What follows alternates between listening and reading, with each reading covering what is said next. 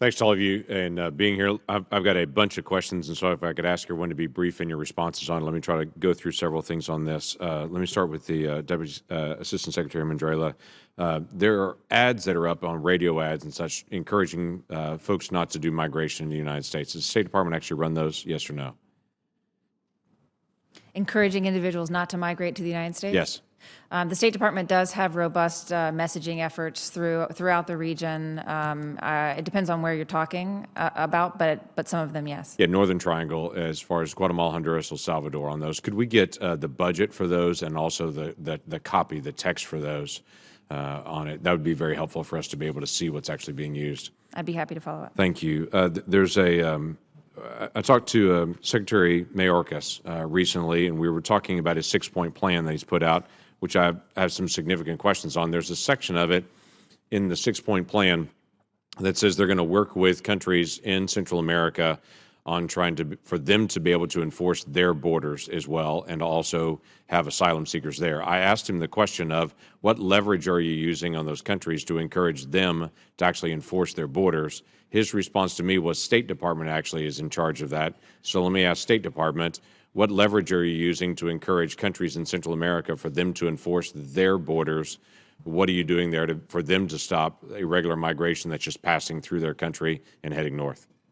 We have strong partnerships with countries in Central America, and many of them are enforcing their borders for their own reasons and through their own to protect their own national interests. During COVID-19, the height of the pandemic, many of the countries imposed public health requirements, additional document checks and additional public health requirements that prevented transit through their borders for public health reasons, for example. We are supporting, through our foreign assistance, training of border personnel, for example, to train them on more effective and more humane enforcement tactics. But I would say that most of the countries in the region are conducting those enforcement actions out of their own national self-interest. So there's no increased engagement with them to be able to put leverage on them? Because obviously we had 2 million people encountered, quote unquote, coming across our border last year, many of those from literally all over the world, many of them coming through Central America. So is there an additional effort that's coming to be able to slow down that quantity? The 6-point plan implies there's something new.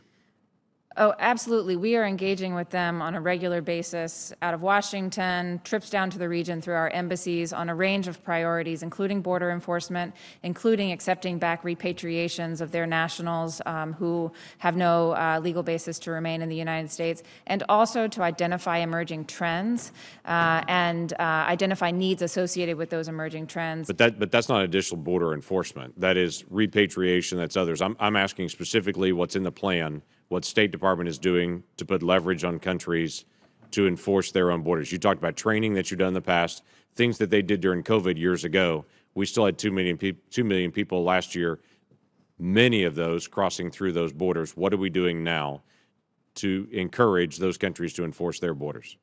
Well, for example, when we notice a trend working with interagency partners of a certain nationality that's arriving in larger numbers at our border, we will carry that information, including the routes that those individuals are transiting, to countries throughout the region and look for areas of partnership. If they're arriving by air, countries may decide through their own sovereign decision-making process to impose visas on those nationalities that are arriving by air that and that have been proven to be conduits to large flows of irregular migration, to impose visas on those nationalities to make sure that those that are arriving by air are not intending migrants to the United States. And we also know that if one country imposes a visa requirement, it's very easy for those routes to be diverted elsewhere. So we make sure that we are alerting and working in partnership with countries throughout the region so that that route is not diverted. Great. Could you get us that plan, that idea? Because again, I go back to that's helpful, by the way, on the visa piece and people flying in, but people that are walking across borders, and we're seeing that border to border to border to border at times. We've all talked about this for years. If they don't enforce their borders, it's much harder to enforce ours.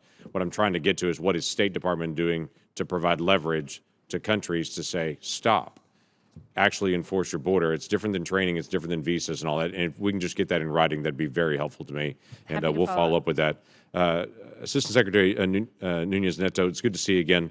When you and I visited in February, I believe, when you were in my office, we had talked back and forth about the guidance that you provided to Border Patrol agents, USCIS asylum officers to evaluate claimed vulnerabilities during the screenings to determine whether a migrant should be placed in MPP. I asked for that. You said, no problem. Just as a heads up, it's May. I don't have that yet. And so if I could get that, my office will follow up with you on that request again, but that'd be very helpful to be able to get that. We're trying to be able to figure out the usefulness of the MPP and the way that screening is actually done.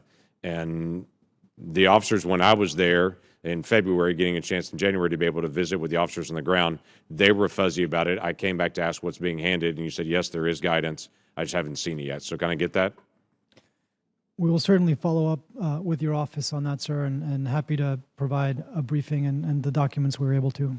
The documents would be great to be able to get on that. So you had just mentioned earlier to Senator Portman in your conversation that we don't have enough bed space.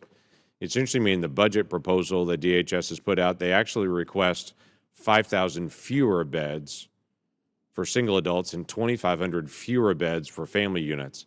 Your testimony is we don't have enough beds. The budget request is we need even fewer. And I'm trying to figure out still, when there's the ongoing discussion about May the 23rd, that on May the 23rd, the plan is to end Title 42 at the border because there's no COVID at the border, but we still have restrictions on our detention facilities that we can't use every bed because there's still COVID in the detention facilities, but not COVID at the border. So Title 42 is going away at the border, but we can't hold them. We've got to just wave them through to be able to come through and can't do detention. It's a double hit here. You're still limiting the number of people that can be held in detention, and you're asking for fewer beds while you're saying we need more bed space. I'm just trying to figure this out. So to be clear, Senator Portman asked whether we had the ability to detain everybody we encountered, and my response was that the department has actually never had enough beds to do that. You know, we are focused right now on reviewing every step of the expedited removal process to try to compress the timeline. It takes historically 6 to 8 weeks to remove people in expedited removal who, you know, either are found not to have a fear or who appeal that decision and have the no fear finding upheld by an immigration judge.